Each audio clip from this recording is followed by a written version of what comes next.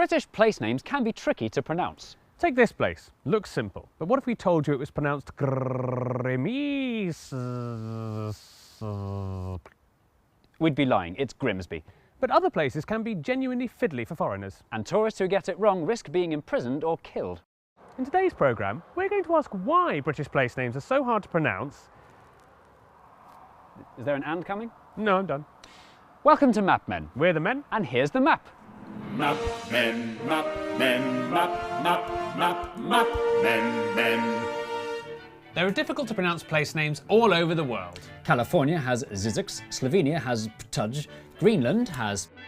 Kekertarsuit. Even Welsh natives struggle with this one. And tonight we can expect to see heavy showers spreading from the west into Wales. But deliberately hard to pronounce names invented for promotional purposes like Llanfair Pwllgwyn Gwrchgogerchwyn Droboclantysilo Gogogoch aside, Show off. British place names cause more trouble than most, because they often look straightforward but contain nonsensical phonetic traps that are impossible to predict. Try this one. Go on, say it out loud, in your room or on your train. Ha ha ha ha ha ha ha! Wrong, it's not Frome. Frome, it should be blitheringly obvious, is pronounced Froome. But if you did say Frome, don't worry, you're in good company. Frome is officially the most mispronounced place name in Britain, and that's according to a proper survey. Excuse me, could you mispronounce Froome for me? Portsmouth. That'll do.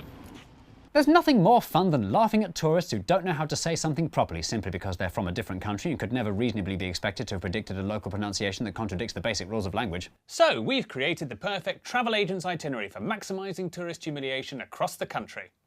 Starting in Biaulio, Beaulieu, head over to Rampisham, Ransom, then down to Mousehole. Mousehole, Next, travel north up to Towcester, Toaster, then a quick jaunt to Gotham, Gotham, followed by a stop in Quernmore, Quormer, before finishing up in Alnwick. Alnwick, which is near Newcastle. Or, as the people from the city itself say, Newcastle. When will they learn? As you can hear, no letter of the English alphabet is safe from being pronounced any of dozens of different ways. Including not at all. Thankfully, there are some general rules you can stick to, and because we're nice, we'll help the un-British amongst you through a couple of basics. Cester is pronounced stir. Leicester, Worcester, Gloucester. W at the start of the final syllable is silent. Norwich, Berwick, Southwark. ER is pronounced R. Berkshire, Clerkenwell, Hertfordshire. But before you get too reassured, for every rule in the English language there are always exceptions, such as the cester in, Cirencester, the W in, Sandwich. and the sound in, Oh, this is disgusting. Oh, sorry, Berkhamsted. which is in Hertfordshire. The only way to be absolutely sure of pronouncing British place names correctly is to live here long enough to learn every single one of them one at a time. Sorry.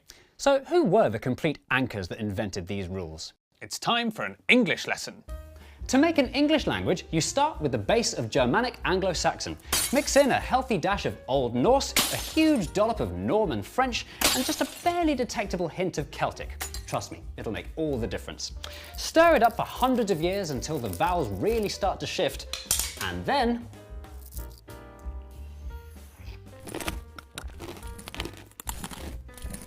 English. Excitingly, by looking at a map of Britain today, we can clearly see which invaders influenced our language where by plotting the origins of British place names. This marvellous, messy, multicoloured map shows which languages different British place names belong to and is a living history of our early settlers and subsequent invaders. The oldest place names here are of Celtic origin. This is where you'll find all the place names with words like Tre, Loch, Bryn and Aber, Such as Aberystwyth, meaning the mouth, Aber, of the River Istwyth. which coincidentally is exactly where we find Aberystwyth today. Celtic languages were once spoken all across the British Isles, but are now reduced to a small minority of mountain dwellers. And that's because low-lying Middle England Brits turned out to be more worse at resisting invading armies. First up were the Romans, who brought in Britain's Latin influences. Like the rumba. No, like boring Latin. Anywhere that ends in caster, cester, chester or xeter was a Roman fort, from the Latin word castra, meaning Roman fort.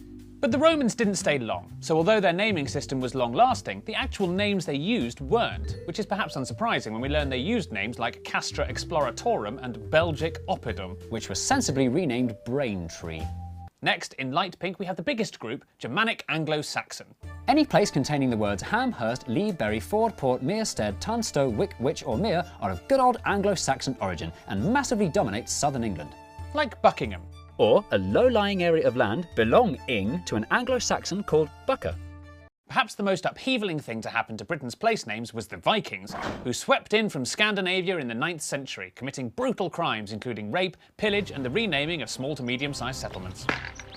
You can tell a place was named by the Vikings if it ends in Thwaite, Thorpe, Kirk, or B. Such as our old friend Grimsby. Named after an important Viking called Grim, famed for his infectious positive energy, Grimsby literally means Grim's village. We're all familiar with these common settlement suffixes, but what's so striking is how clearly this map of Viking place names reflects the extent of the Viking invasions. You can practically see the exact location of the Danelaw dividing Viking and Anglo-Saxon England without needing to draw it on with thick red pen. Following all these invasions, Britain was littered with place names that originated in different languages and accents, but the final thing that would make its place names truly unpronounceable was time. Over hundreds of years, locals who were too busy to pronounce all the syllables in Cester reduced it to stir to save time. But they couldn't read or write, so the spelling stayed the same. And while the English language has continued to gradually evolve, our place names haven't, resulting in a language landscape littered with phonetic booby traps. But what about Frome? Which linguistic group is responsible for Britain's so-called hardest place name? Unusually for a place name in England, Frome is from a surviving Celtic word, frama, which means fair, fine or brisk, probably describing the flow of its lovely river. It's not really surprising that the oldest language in these islands is the one that's drifted the furthest from pronounceability. So don't forget to join us for the next episode of Map Men. Is that the end of your sentence? Yeah, I'm done.